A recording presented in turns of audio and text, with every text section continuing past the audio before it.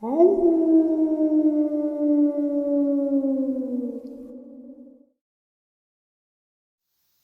greetings and salutations, everyone, and welcome to this night-ending bonus upload. Before we jump into it, a couple links. As many of you know, I rely on Patreon, PayPal, channel membership, and the merch to help the channel to continue to grow and go. Links to Patreon, PayPal, and channel membership is in the description below. Merch displayed directly under the video. Also, Dogman Frightening Encounters, Volume 1 through 3, the audiobook versions. They were written and researched by Tom Lyons, narrated and produced by me, Jeff Nadolny. Those audiobooks are available on Audible, Amazon, and iTunes, links to which are also in the description as well. And finally, last but definitely not least, if you'd really like to help support the channel to continue to grow and go, simply subscribe. It doesn't cost a cent. Click that like button, takes half a second. If you don't want to miss out on any of the informative uploads I put out daily, click that bell icon, and folks, please leave a comment. Why? Well, because all these things really do help this channel to continue to grow and go. And yes, folks, they really do matter. Now, everyone, I have taken far too much of your time. Let's jump in to tonight's night-ending bonus, shall we? I was about 14 years old and at church for a Christmas program. During the program, I noticed someone seated nearby that just had something unusual about them, some kind of special energy. I noticed this person watching me several times. I thought it was a little odd, but I wasn't worried about it. He had a kind face that radiated interest or concern, and was dressed in a light blue satin baseball jacket, jeans, and solid white Nike tennis shoes. After the program was over, I was in another part of the church with family and friends. While we were talking, out of the corner of my eye, I saw the man again. He was at the other end of the room, leaning against a corner that led to the hallway. He was watching me intently, simply staring without looking away at all. By this time, I was thinking he must be an angel, perhaps my own guardian angel. Whoever he was, I wanted answers. I pretended to keep talking to people and took 2 steps backward away from the group. When I was good and clear, I took off running straight toward the man as fast as I could. When he saw this, he jumped away from the corner, turned down the hallway, and ran as fast as he could. I was only a few yards behind him. The hallway was a blank wall on the left side, and on the right side 3 doors. He went into the middle one. All right, I thought to myself, door number 2 it is. I caught up within seconds and stepped into the doorway. Just as I spotted him in this room, I saw him throw what looked like a whole ream of copy paper directly at me, like a frisbee. The paper came flying right at my face, so I turned my head quickly and covered my face and arms. A second or two later, I realized the paper hadn't hit me. I lowered my arms to see a completely empty Sunday school room, with sheets of paper going everywhere, drifting toward the floor like giant snowflakes. The man wasn't there, he had vanished. There was only one door in the room, and I was standing in it. He had not pushed past me to get out. The only windows were little rectangular ones way up high that didn't open. I don't think a person could fit through them anyway. I called out to him, "That's not fair." I walked away, fairly certain my first instinct, he was an angel, was correct. I also wondered if all angels wore white Nike tennis shoes. I didn't pick up the paper. I was too stunned. Today's second experience on the paranormal side. Over the past couple of months, there have been a few strange occurrences going on outside of my house. I live on the outskirts of a city in central California, which is fairly rural. Animals are not uncommon pests, particular coyotes, which I first suspected. Every so often, late at night, I would hear the side gate to my backyard rattle from my bedroom window, at least 2 times. It was loud enough for me to assume it was my dog trying to get out of the yard, and I would run out front to try to catch him, only to discover he wasn't there and was in a different part of the yard entirely. Odd, but I chalked it up to maybe a squirrel or possum or something. Once, when my dog was with me in the living room, again late at night, he suddenly started barking and howling at something outside the glass door to the backyard. It was so out of nowhere that it freaked me out, because he's not much of a guard dog in the first place, and he doesn't go crazy like that. I immediately shushed him because I didn't want him waking up my parents. I turned on the backyard floodlights to see if anything was out there, but nothing that I could see. Still, when I turned out the lights, my dog was growling at something in the darkness. Then a few weeks ago, I was up late again, around 3 or 4 in the morning. I heard the side gate rattle, and then I suddenly heard something on the roof. It sounded big, and it scrambled from one side of the roof to the other and back again at lightning speed. It was loud enough, too. Once again, get my dog barking, only this time he was in the garage at the exact opposite end of the house as my bedroom, where I was. I was slightly unnerved, but once again, I made the possum assumption. 2 nights ago was when I started having second thoughts. It was 12 in the morning, just as my mom went to bed, and I stayed up watching TV. I heard what sounded like someone at the front door, not someone knocking or speaking, but trying to open the door via the pin pad locking device, like someone was pressing the buttons, which beep when you touch them, and then a soft thud, like they tried to open the door to see if the combination worked. By now, I'm in fight mode, thinking I have physically defend my home. So I go to the door and turn the porch light on and look out the windows. There's no one there. I'm freaked out, but I can't argue with what I don't see, so I chalk it up to my imagination. A few hours later, just after 4 a.m., I'm in bed about to go to sleep when I hear the unmistakable sound of footsteps in the gravel path outside of my bedroom window. Between my window and the gravel is a large row of brush, so no one can walk straight up to my window without me hearing a rustle. I don't. Instead, the footsteps stop dead in their tracks, and suddenly something big is scrambling on top of the roof at breakneck speed. I cannot stress enough how loud and heavy the footsteps were. And to me, it sounded like 2 feet, not 4. So in those few moments, I was absolutely certain it was a person or a bipedal something outside of my window, perhaps coming back to try the front door again. But then, instantly, on the top of my roof, it was gone. Next day, I checked the gravel path and brush, but there's nothing out of the ordinary. What's more is I'm almost 200 pounds, and just my regular walk was not nearly as loud as the footsteps I heard. I would have to be stomping around to make that sound. The roof is 6 or 7 feet off the ground at its lowest, so whatever it was could either make that leap in one shot, or it was large enough to climb on top without disturbing the brushes. I shuddered to think of that later. I meant to say bushes, not brushes. Moving on. Today's third experience on the paranormal side. When I was 8 years old, I had my first experience with a spirit. I remember it was around 11 at night. I was watching television in my grandma's room. After 30 minutes of cartoons, I was feeling tired, so I turned the TV off and tried going to sleep. After about 15 minutes of tossing and turning, I turned my head to the left and opened my eyes.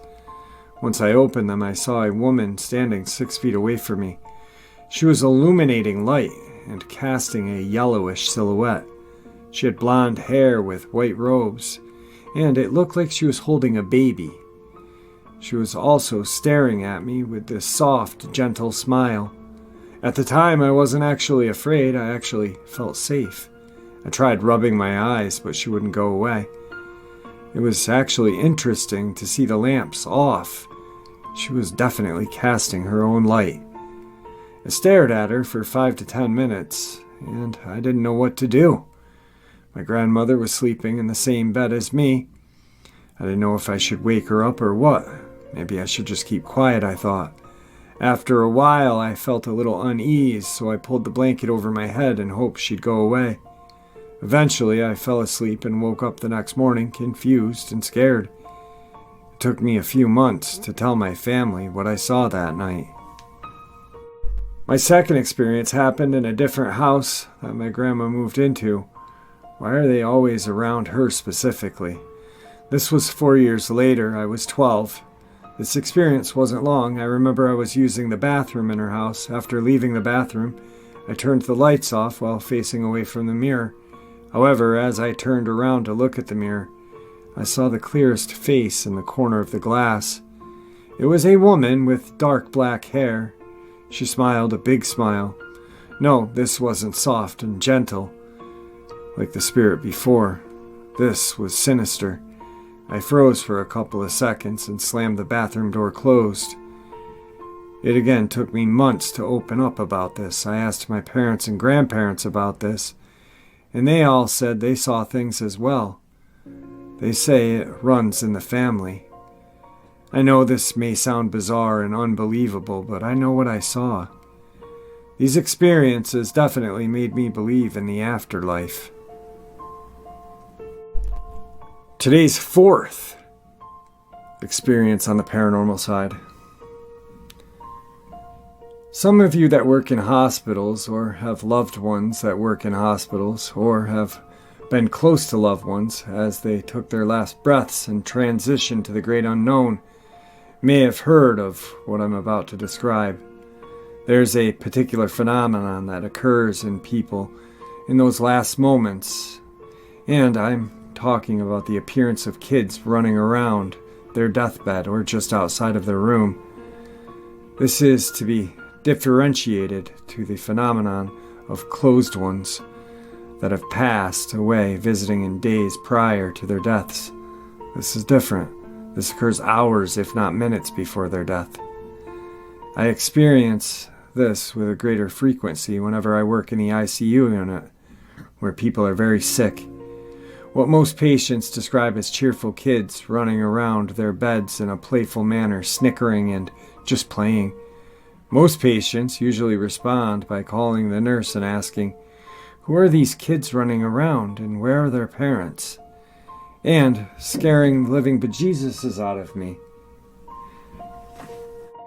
If they are experienced nurses, they know the time of the end is soon, and they communicate promptly to us doctors to let us know to be ready. Literature often chalks this phenomenon up to lack of oxygen in the brain or a neurochemical change in the process of death and dying, but the pattern is very recognizable and the experiences are very similar across all cultural backgrounds and ages. Almost all hospitals have stories of these kids, and if you are entering the field of medicine, nursing, or any other health-allied profession, you will certainly hear of these stories. So if you are doing your rounds in the ICU late at night and hear some snickering or tiny feet running in the hallways, prepare because the call of code green or code red is about to sound off in the PA system. Today's fifth experience on the paranormal side. So there is something that I'd like to share with everyone. I know this is going to sound fictional, made-up story, but believe me, it's not. The world is just a strange place, and my life has always been the stranger part of the normalcy spectrum. I've always been able to see shadow people, for the most part. They're there in my peripheral vision, but sometimes they're right before me, in sharp relief. I know it sounds odd, but it's true. They've never harmed me, never attempted to touch me, but they're just there. I think they're mostly benign. But there are other things not so inclined toward goodness. These are demons that sometimes follow me. Again, I don't expect you to believe me, but this is the first time I'm sharing this with anyone besides my immediate family and close friends. I've had some pretty scary experiences with the latter. The one that always jumps up to me was 8 years ago. For context, at the time, I was a radio producer in a web radio in Greece, where I live and am from. At the program was 8 to 10 p.m. every Saturday, playing rock and metal music. That night, I had finished my program as usual, was walking home. It was sometime in winter, either late December or early January, because there were Christmas decorations everywhere. The street on which I lived was parallel to the boulevard, but at that time of night, and with it being so cold outside, it was really nice and quiet for once. So there I was, enjoying the night air and the lovely stillness, when I heard steps behind me. I stopped and looked behind me, but there was no one there. I shrugged and kept walking, thinking it was probably my overactive imagination. That was until the steps started again. I resolved to just keep my same pace. Besides, I was only about 50 meters from my house. After all, it could have just been someone that got out of their house, even though I heard no door open or close. I was determined to rationalize it and stay calm. And then the sound of the steps changed. It sounded like hooves, two-legged hooves at that. That's when I knew it was not my imagination, it was a demon. My heart rate went up, my hands started sweating. I ran the last 20 meters to the entrance of my apartment building, and only after closing the door behind me did I dare slow down and breathe normally. Nothing came by on the street, it was gone. Whatever that demon was, I'm glad I never looked back. It was there just to scare me, I knew it. That's what they like to do to me, scare me. And they play the good game of chase or hide and seek sometimes. Today's sixth experience on the paranormal side. Hey everyone, I'd like to tell you about an experience my brother and I shared 2 years ago. So we decided to go somewhere haunted during the day. There's a cemetery in Santa Cruz, so we decided to check it out.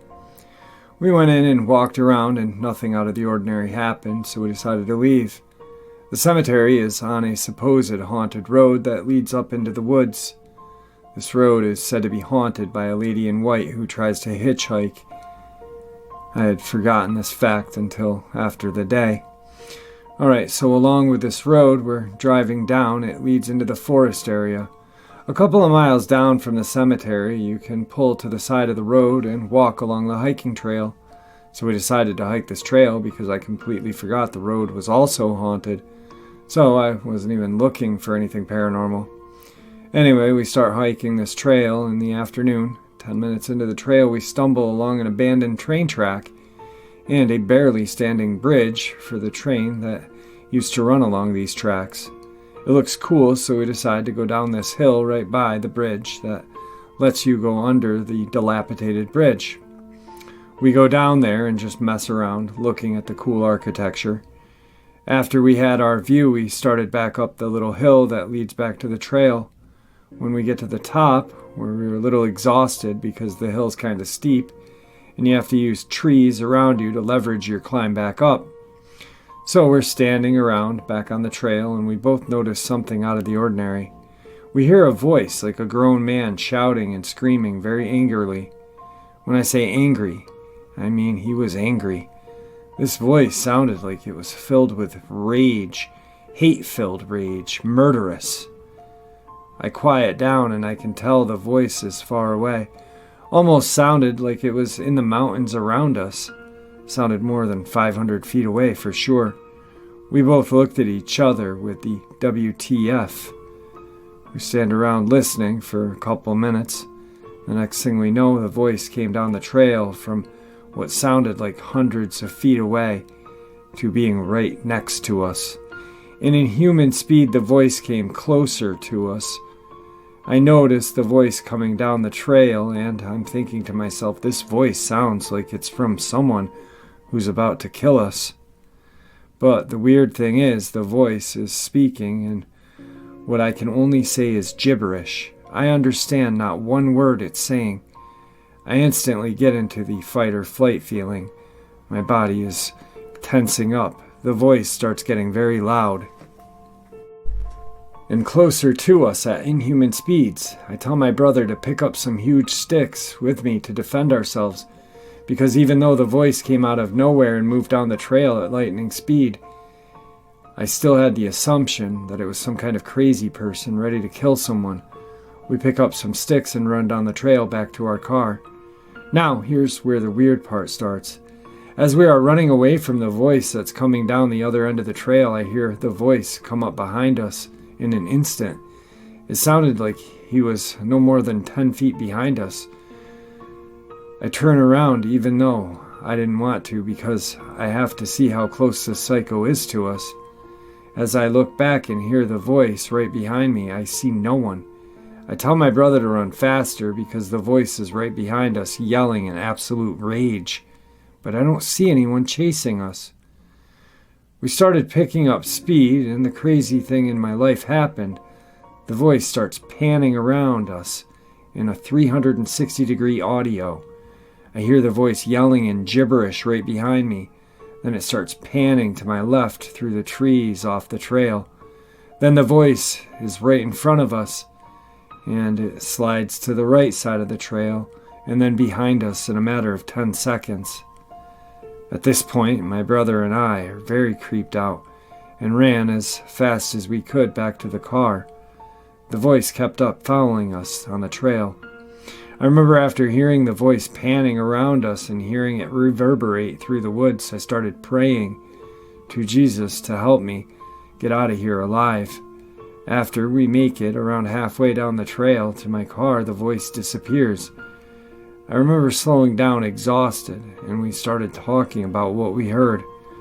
I asked my brother if he heard it as well. And then he said, yes, I heard it slide in circles all around us.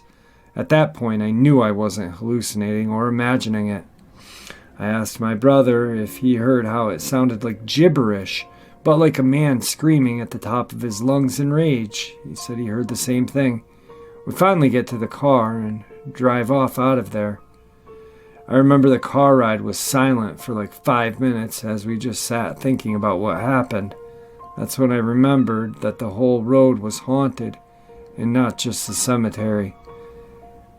I had been down that trail alone a few months before this experience, and had nothing weird happen. This was the one weirdest thing I have ever experienced in my entire life. To this day, I have never been back down that trail and never plan to either. Everything I have shared with you is absolutely true. Nothing is altered. The Santa Cruz area and mountains are known for cults and very dark magic being performed in them. Tonight's final experience on the paranormal side. A group of friends and myself rented a place on the lake for a fun-filled drunken weekend. We were all young, mid-20s. It was supposed to be a big party. For the most part, that's what it was. The Friday night and Saturday morning, we pretty much went all out, having a blast on the water and just doing fun and stupid stuff. Naturally, when Saturday afternoon rolled around, we were all so dead from going all out. We decided we'd have a night of no drinking, maybe a little weed smoking by some of us, and just kind of having a chill evening and night. That's what it was, relaxed. So 9 p.m. came rolling around, and about 8 of us were inside the house and 5 outside. The house was a 2-story with a 2nd-story deck back porch, and it was surrounded by woods, and then down through the woods you would hit the lake. I'll mention that we had already experienced some weird vibes from the locals when we first arrived in town. Mostly just backcountry old-timers that I assumed were leering and irate because we were a bunch of college kids looking to have a good time, but the town and the lake were so large, so it's not like anyone knew where we were staying. Anyway, 3 of my friends were on the upstairs porch, and my other friend and I were downstairs outside just talking on this little old table near the woods. I mean, it was otherwise just a nice night. My friend and I were just getting lost in conversation when all of a sudden there was this weird feeling that encompassed us, like an unnerving physical experience that came from the woods behind us. It was so strong we both quieted down, and then out of nowhere this loud chanting abruptly came from the woods. I have no idea how far away it was because the way the lake was set up, I'm pretty sure the voices carried through the woods. It sounded like a cult chanting away, and all of the voices were male. I mean, they were loud and perfectly in sync. I think we were frozen there for 20 seconds before I could contain myself and dart toward the house, with her following me. I don't know how to explain the feeling that came with the chanting, but it was evil, like just something so powerfully uninviting. I was shaking by the time we got to the second story. I ran out onto the balcony with the other three. One of them's my brother.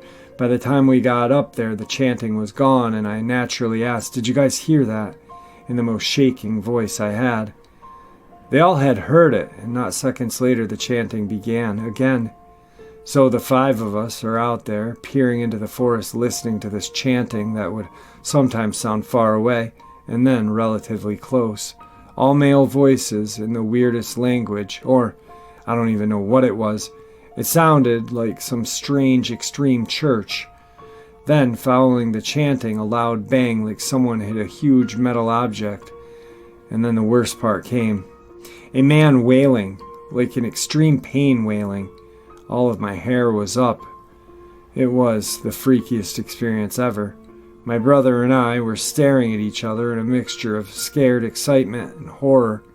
The wailing stopped, and then it went back to the chanting, which eventually died.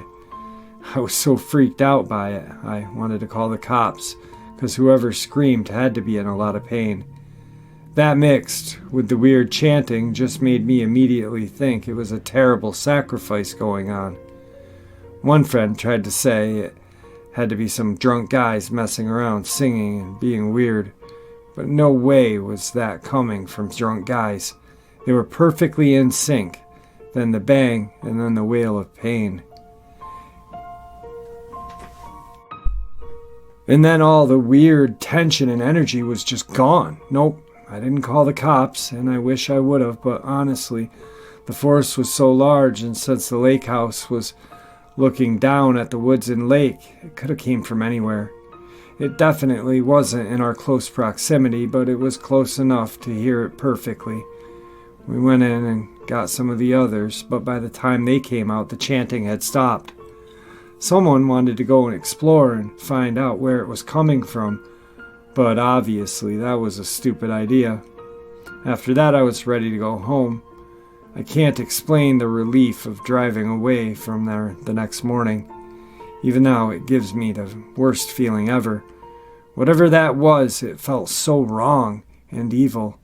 I'll never forget that moment for the rest of my life.